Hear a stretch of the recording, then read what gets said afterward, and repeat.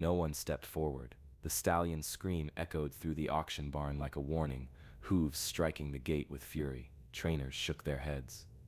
Cowboys looked away. But from the back wall, a young woman in a weathered jacket stepped out of the shadows, not with a rope, not with a whip, but with memory. What happened next made the whole town hold its breath, and some never look at her the same way again. The floorboards groaned under the weight of anticipation as folks packed tight into the auction barn, breath fogging in the chill that always clung to the rafters, no matter the season. The smell of hay, sweat, and old pine mixed with the tension in the air. Wallace Deeks cleared his throat, his boots planted firm in the ring's center, mic cord trailing like a noose. But all eyes weren't on him. They were on the gate. It slammed open with a metallic snarl. Brimstone stormed in, 16 hands high, all muscle and fire. His hooves chewed the dirt like he was ready to swallow the whole damn place. Foam streaked his bit. His tail snapped like a whip. A jagged white stripe sliced down the length of his face, splitting his dark eyes, one wild, one worse. People in the front row flinched. Someone cursed low under their breath. He reared once, striking air, then slammed back down so hard the ground trembled. 10 seconds, Deeks bellowed, voice riding the static of the speaker. That's all it takes, folks. You last 10 seconds on his back. He's yours. Free, no fee, no tricks, just grit. The crowd chuckled, uneasy. Everyone had heard the stories. Last spring, a drifter from Idaho tried to ride Brimstone, broke his wrist before he hit the ground. Before that, 2 ranch hands from Rydell, one cracked collarbone, one dislocated hip. Brimstone wasn't just untamed, he was untouchable. Deeks raised a hand toward the audience. Come on now, don't all jump at once. No one moved. Kids stood on hay bales with wide eyes. Ranchers leaned on rails, arms crossed, pretending they weren't holding their breath. Old-timers shook their heads slow, like they were watching the wind pick up before a dust storm, the kind you don't outrun. Brimstone threw his head again, slamming the side of the pen. Sparks flew where metal kissed metal. His chest heaved like a forge bellows, hot, furious, unrelenting.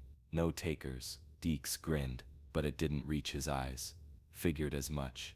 Silence settled in, thick, heavy. Brimstone pawed the ground and screamed, a raw, unholy sound that rattled teeth and made a baby cry near the back. No one laughed now. Then, from the shadows near the rear exit, a soft scrape echoed, a boot sole on wood, slow, measured.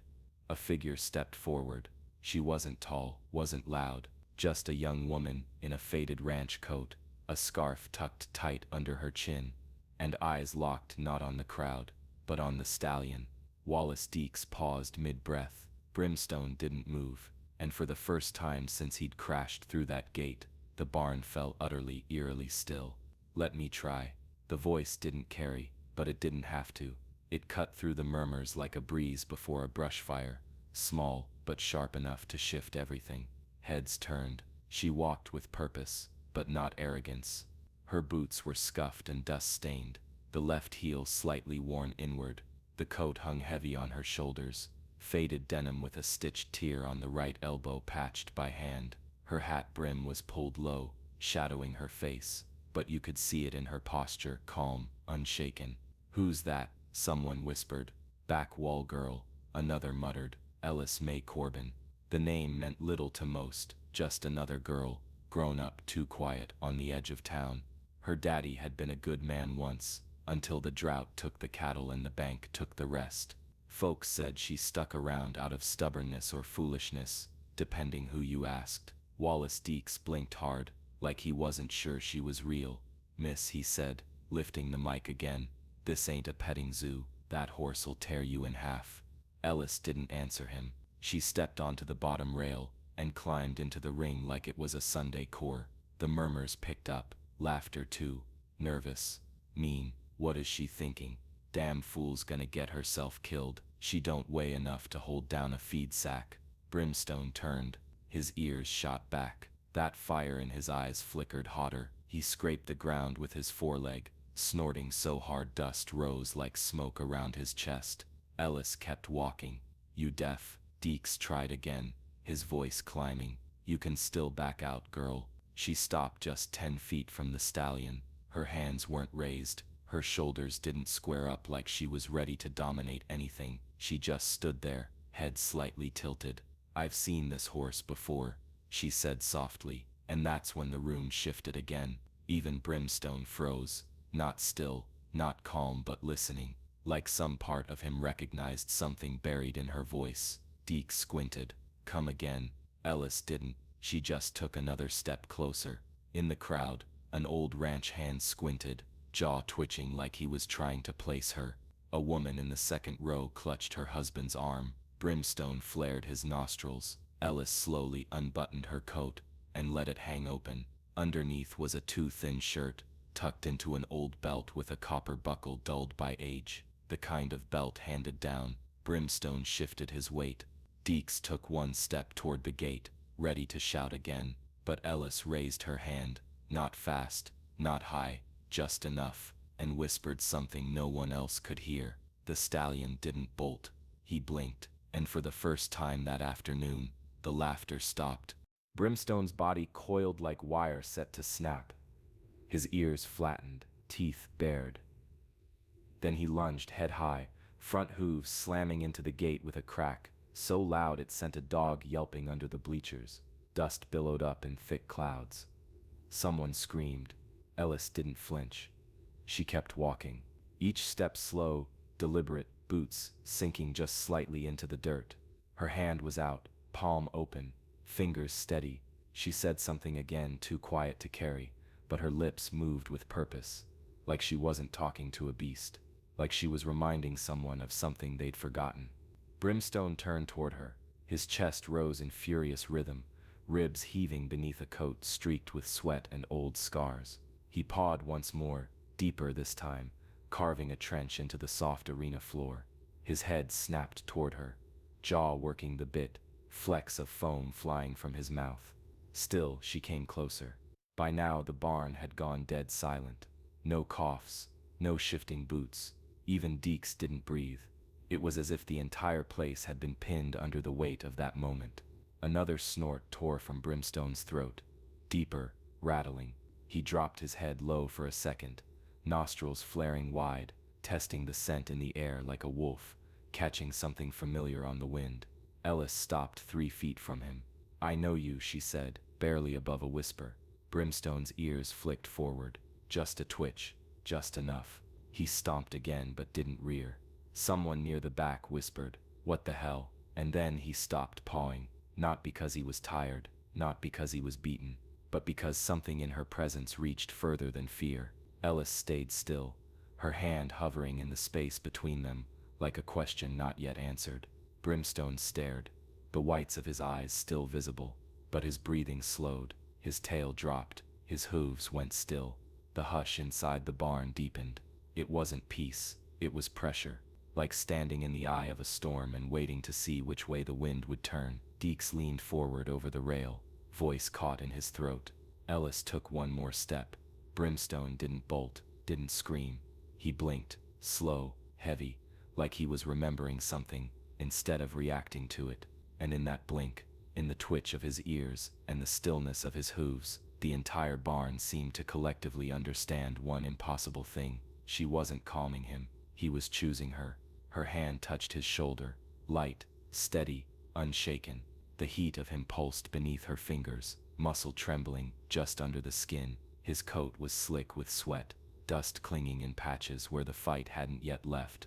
But he didn't pull away, didn't lash out, just stood there, huge, still, waiting. Ellis closed her eyes, and for a moment, she wasn't in the auction barn. She was 10 years old again, kneeling in the cloverfield pasture at sunrise, watching a red foal with a crooked blaze chase butterflies on wobbly legs. She remembered the way her father used to whistle, 3 short notes, and how the foal would come running every time. She'd named him Blaze then, before the papers, before the scars, before the name Brimstone had been whispered like a curse around livestock barns. Her fingers moved gently over the ridge of his shoulder. Blaze, she whispered. The stallion's skin twitched beneath her palm. His head jerked quick, unsure, but not away from her. His eyes found hers, and for a split second, the fire dimmed, not gone, just pushed back. Blaze. It hit her then like a breath she didn't know she'd been holding. This wasn't just any horse. This was her horse. The foal born on her family's land the spring before the foreclosure.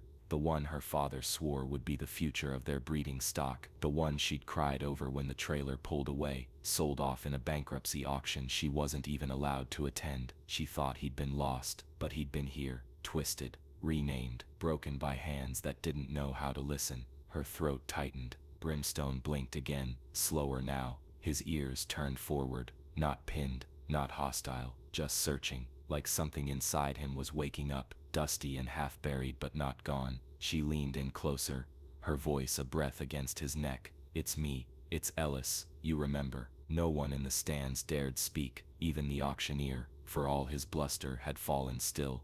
It was too quiet for something so wild, too reverent. Like the whole barn had turned into a church, and this moment was a kind of prayer. The stallion's breath hitched, one step forward, not a threat, a reach, and Ellis, she didn't move. She let him come. For the first time in years, she saw him, really saw him, not the legend, not the monster, just the horse she used to feed apple slices and sing to under the stars. His muscles shifted, not with fear, but memory, and when she ran her hand down the length of his neck, he didn't flinch. He lowered his head. The saddle creaked in her hands as Ellis lifted it, the worn leather catching slivers of light from the high windows. Dust hung in the air like breath suspended. She moved with quiet precision. No show, no flair, just a rhythm that spoke of memory and muscle, of mornings spent in silence with horses who only trusted calm. Brimstone watched her, ears forward, tail flicking, breath shallow. The fight hadn't left him, but something else had slipped in now. Recognition, or maybe just confusion at the girl who didn't fear him. She laid the blanket first, smoothing it flat with practiced fingers, then eased the saddle over his back. No ropes, no blinders, no help. The crowd murmured. "She's lost her damn mind," someone hissed. A cowboy near the front gripped the rail with white knuckles. "Get someone in there, she's gonna get stomped." But no one moved, because no one wanted to be the fool who interrupted whatever was happening. Brimstone flinched once as the cinch pulled snug, his flank twitching like a reflex, but he didn't rear, didn't snap, just stood, locked in some kind of strange truce with the girl who moved like the past wasn't something to run from. Ellis stepped back, checked the girth, and placed one hand on the horn. Her face gave nothing away. She didn't look at the crowd, didn't look for permission. She just breathed in, placed her boot in the stirrup, and swung her leg over like it was any other morning on any other horse. For a half second, everything held still. Then Brimstone exploded. He bucked hard, back legs launching skyward, muscles coiling in a burst of rage and confusion. The crowd gasped. A woman shrieked. Dust shot up like smoke, but Ellis didn't fall. Her body moved with his heels down, weight centered, hands low on the reins but not yanking, not panicking. She didn't fight the storm. She rode it, like she'd done 100 times before on different horses, but never one that once belonged to her soul. Brimstone twisted left, then right, hooves tearing trenches into the dirt. He reared high, silhouetted against the light streaming through the rafters, and came crashing down, head tossing. Still, she stayed on, and slowly, the fury dimmed. Each buck grew shorter, each jolt less wild. It wasn't defeat, it wasn't submission, it was searching. A final lurch forward, and then Brimstone stilled, panting hard, foam flecking the corners of his mouth. Ellis sat tall in the saddle, her eyes steady, her hand resting light against his neck. He shifted once beneath her, not to shake her off, but to hold her weight.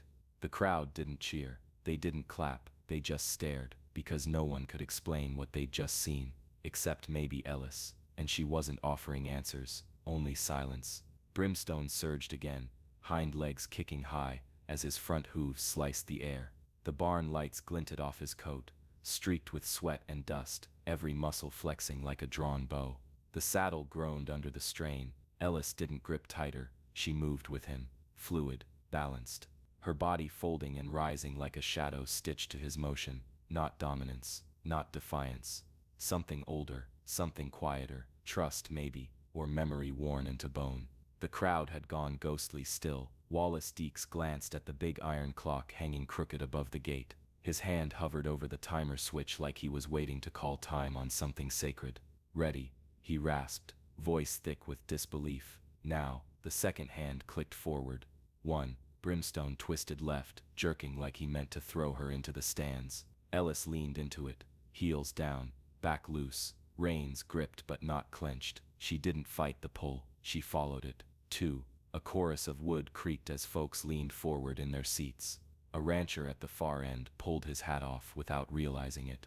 3. Brimstone wheeled in a half circle, head jerking side to side, ears pinned flat. Dirt exploded under his hooves. 4. The clock ticked louder than breath. Someone muttered a curse under their breath and crossed themselves. 5. Ellis swayed like she wasn't holding on at all, like she belonged up there. Her face unreadable, eyes focused on nothing but the rise and fall of Brimstone's shoulders. 6. He bucked again, harder this time, as if the memory had returned, the instinct to throw, to break, to win. But something in the motion had changed. 7. A boy near the rail gripped his father's hand. Even Deeks had stopped talking. 8. Brimstone's tail lashed the air. His breathing came fast, panicked, loud enough to echo. Ellis whispered something again, a name, a sound. No one could catch it, but the horse did. 9. His legs slowed, his ears flicked, not back, not pinned, just listening. 10. Brimstone stopped, not stumbled, not winded, stopped. His sides heaved, his head lowered. One forehoof pawed the dirt, but not out of rage, out of habit. Ellis sat upright, reins slack in her hands, chest rising and falling like she'd just stepped out of the wind. Deeks didn't speak, no one did. The clock ticked again, louder now, as if marking time no one knew how to measure. Then someone exhaled, another wiped their face. A boot scuffed the wooden floor, but no cheers, just silence. A deep, stunned silence that settled over the barn like dust on old memories. The sun had dipped low by the time Ellis stepped out of the barn, Brimstone walking quiet at her side. The light caught on his coat, turning the sweat-streaked chestnut to copper. A few people made way, most didn't. Whispers followed her like burrs in tall grass. That Corbin girl should have stayed gone. Her daddy drank away a whole ranch and left the rest to rot. Witchy stuff, the way that horse just froze. Ellis kept her eyes forward. Brimstone's reins were loose in her hand, but he stayed close, not because he was led, because he chose to. Every step was steady, like he was matching her heartbeat, the same way he used to when he was young and unbroken, before men with rough hands and harder mouths took him from her family pasture. A man near the hitching post spat on the ground. "Ain't right," he muttered, loud enough for her to hear. "No girl rides a beast like that less there's devil in her." Another voice, softer, rose behind her. "You see the way she moved? That wasn't devil. That was knowing." Ellis didn't stop walking. She passed the faded sign on the barn side, the one that still read McCallum and Deeks Auction House in peeling paint. Her father used to curse that name when he thought she couldn't hear. Wallace Deeks stood by his truck, clipboard in hand. His shirt clung to him with sweat, and the lines on his face looked deeper in the dying light. He didn't say much, just held the paper out with 2 fingers. "Name's yours," he said. Ellis looked down. The transfer of ownership. Her name scrawled in dark ink. Hers, not her father's. Not McCallum's. Not the bank's. "Some folks won't like this," Deeks added, voice low. Ellis took the paper. "I'm not here to be liked." Brimstone snorted beside her, as if seconding the thought. A little girl on the fence post watched them, wide-eyed and silent, her boots dangling. Behind her, the girl's mother reached for her hand, pulling her back without a word. Ellis saw it all, felt it. The town didn't forget. It just paused. Paused when her mother packed up one night and left without goodbye. Paused when her father let the ranch go to seed and drank from the bottle more than the well. Paused when Ellis stayed behind, working a dead piece of land no one believed could grow anything. But no one could pause what they'd seen in that ring, not even Wallace Deeks. Ellis folded the paper once and slipped it into her jacket pocket. Brimstone bumped her shoulder lightly, a flicker of the foal still buried deep beneath the bruises. She gave a nod to no one in particular, then turned toward the long road out of town, not to leave, but to lead. The wind was slow that evening, soft enough to let the dust settle. Ellis stood barefoot in the barn aisle, brushing Brimstone down under the low hum of a flickering light. His coat had dried to a dull sheen, the sweat lines now just salt and shadow. He'd eaten, drank, and dozed, all without a lead rope, like he already knew this place, like it remembered him too. She ran the curry comb slow, working in circles along his side, murmuring things that didn't need to be heard, just habit, ritual. Brimstone twitched under her touch once, then leaned into it. Her hand paused near his left flank. There was a patch there, hair thinner, the skin beneath puckered in a faint ridge. She moved the brush away and used her palm, then her fingertips. The shape was ugly, twisted, like it had been done in haste or rage. A brand, half crescent over a crooked M. Her stomach dropped. She knew that mark. McCallum, Reed McCallum, had run the biggest spread east of the canyon, the kind of ranch that had gates taller than men and lawyers meaner than coyotes. Years back he was the one who bought up all the foreclosed properties in the valley, including her family's. No one dared challenge him. He owned half the land and 3/4 of the county's pride. Ellis stared at the brand like it might vanish if she blinked, but it didn't. That mark didn't just mean ownership, it meant theft. This horse, her horse, hadn't just gotten lost in the chaos of auctions and forgotten paperwork. He'd been taken, stolen like the rest of their legacy, folded into someone else's empire, reshaped with a new name and fear pressed into every joint. Her breath went shallow. She pressed her forehead to Brimstone's shoulder, fingers still tracing the scar. He didn't move, just stood there, tail flicking softly, chest rising and falling like the slow tick of an old clock. All this time she thought she'd failed him, thought maybe the past had swallowed him whole, but he'd been carrying it too, not just in his body but in his blood, in his fury, in the way he looked at men like he already knew what came next. Ellis stepped back, jaw clenched, that old fire rising again, the kind that used to keep her up at night staring out at the fields her daddy used to walk. Brimstone turned his head slightly, eye catching hers. She didn't speak, she didn't have to, because now she knew. The past hadn't just come home, it had been branded into the flesh of everything she'd ever loved. The Fairvale Town Hall wasn't built for reckonings. The wood-paneled walls still smelled faintly of floor wax and old paper, and the fan above the clerk's desk clicked on a loop like it was nervous. The Tuesday meeting had been routine: budget talk, road repair, talk of a busted water line near Bell Creek, until Ellis Corbin stepped inside, boots dusty, face unreadable. The room quieted, slowly. Reed McCallum sat at the long table near the front, fingers steepled, mouth drawn in that permanent half-smirk he'd worn since Ellis was a girl. His hat rested on the table beside him, a show of respect he rarely offered. Ellis didn't wait to be called. "I've come about a horse," she said. Some folks chuckled. One of the councilmen adjusted his glasses, confused. Reed didn't blink. Ellis took a folded piece of paper from her jacket and laid it on the table. Brimstone's ownership transfer. The name at the bottom was hers. The brand on the horse, though, his. "You know the one," she said, looking straight at Reed. "Left flank, crooked men, with a crescent." Silence coiled around the room like barbed wire. Reed leaned back slow. "Lot of horses get branded. Doesn't mean much." "It means he was mine," Ellis said, voice level. "Born on our land, sold without our say." A murmur rippled through the room. She didn't stop. "Your man came for him after the foreclosure, said it was part of the deal, said everything on the property was yours." Reed shrugged. "That's how it works." Ellis nodded. "Except that colt wasn't listed. He wasn't even broken yet. He was mine. I was 11 when you took him." Someone coughed. Another sat forward, watching closer now. "I got the paperwork. Brand's still there. He came through your auction house. You changed his name, turned Blaze into Brimstone." Reed's mouth twitched, but his voice stayed smooth.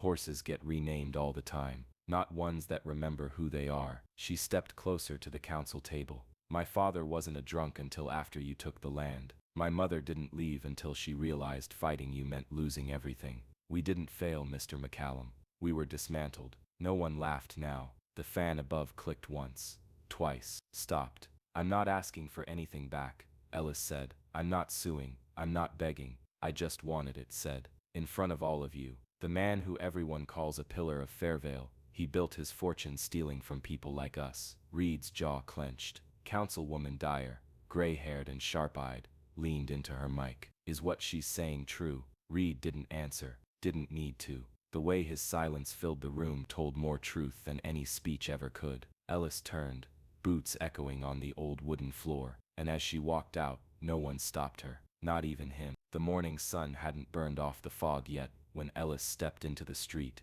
boots soft on the damp gravel. Main Street was slow to wake, storefronts yawning open, old men nursing coffee on benches, someone sweeping dust off a diner stoop. Normal, quiet, until they saw her. Brimstone walked beside her, head high, steps measured, no bridle, no saddle, no rope between them, just the rhythm of two who knew how to move as one. At first, people just stared. A mechanic paused mid-wrench, grease still on his fingers. A florist froze at the shop window, stems half-trimmed in her hand. A waitress leaned against the doorframe of Mama Wynn's diner, mouth parted around a half-formed greeting that never made it out. Then the phones came out, cameras lifted, hands fumbled for record buttons. Because this wasn't just Ellis Corbin walking a horse through town. This was the horse, the one that had nearly killed 3 riders, the one no one could tame, the one branded with McCallum's mark, turned legend, then ghost, now walking steady on pavement beside the girl whose name was once only spoken in whispers. Brimstone didn't flinch. His hooves struck the asphalt like drums in time with her breath. His tail swished lazily. He moved not like he'd been conquered, but like he'd chosen. Ellis didn't wave, didn't smile. She just walked, down the center of the street, past the feed store, the barber shop, the post office that had once returned a letter from her mother stamped addressee unknown. Kids pressed their faces to the glass of the schoolhouse. Someone clapped once, unsure, then stopped. A dog barked and was quickly shushed. The silence behind her was different now, not heavy like shame but still, hushed, watching. She passed McCallum's hardware store. Its windows were freshly cleaned, but Ellis saw her reflection there, and beside her, Brimstone chestnut coat gleaming under the rising sun, every muscle loose, every step confident, the kind of image you don't forget. Near the town square she paused. Brimstone stopped too. She turned toward him, touched his jaw gently. He dropped his head just enough for their foreheads to almost meet.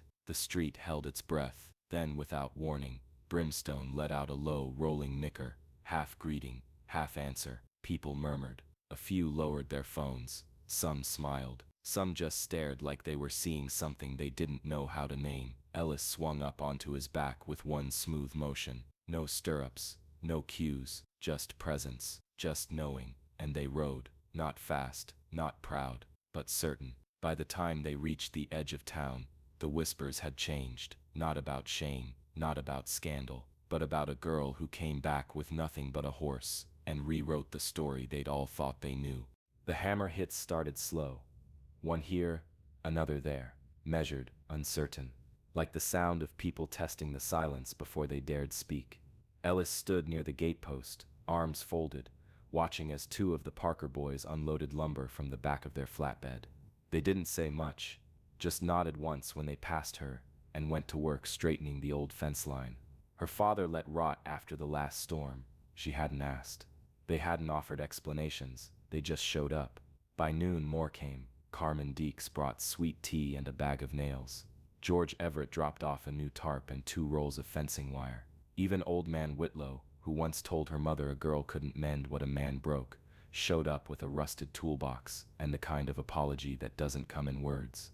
Ellis didn't smile, didn't thank them out loud, but she handed out tools, took short nods as enough, and let them stay.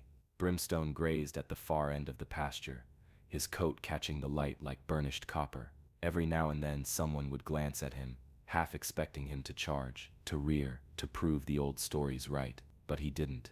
He moved slow, peaceful, like the war had finally drained from his blood. A few kids came up to the fence to watch. One brave little girl asked if she could pet him. Ellis knelt beside her and placed the girl's small hand just behind Brimstone's jaw. The stallion blinked once, then leaned into the touch. Wordless, but clear. The air at the ranch had changed, not all at once, not fully, but enough. The barn, once half collapsed, and leaning like it didn't want to stand anymore, rose beam by beam. The new wood still smelled raw, fresh, unscarred, but the hands putting it up knew how to carry weight. Ellis worked alongside them, sleeves rolled, hair tied back, never needing to lead but always being watched. At the edge of the yard, beneath the big cottonwood tree, someone had laid a single plank with her father's initials carved into it. No ceremony, just there, waiting. Ellis saw it, said nothing, Trust was slow in her world, hard-earned and harder to hold, but she didn't send anyone away. That night she sat on the fence, Brimstone dozing nearby. The barn stood upright now, not finished, but standing. A man passed by on the road in a rusted truck, slowed just enough to lift 2 fingers off the wheel in a lazy wave. Ellis lifted hers back, not much, but enough to call it a start. The air inside the barn smelled the same, dust and sawdust, sweat and hay, but the energy was different, quieter, hungrier maybe. The kind of stillness that comes before a shift, not a storm. Folks filled the benches like they always had, boots scuffed, hats low, coffee steaming from thermoses clutched tight. But today, no one talked over the noise.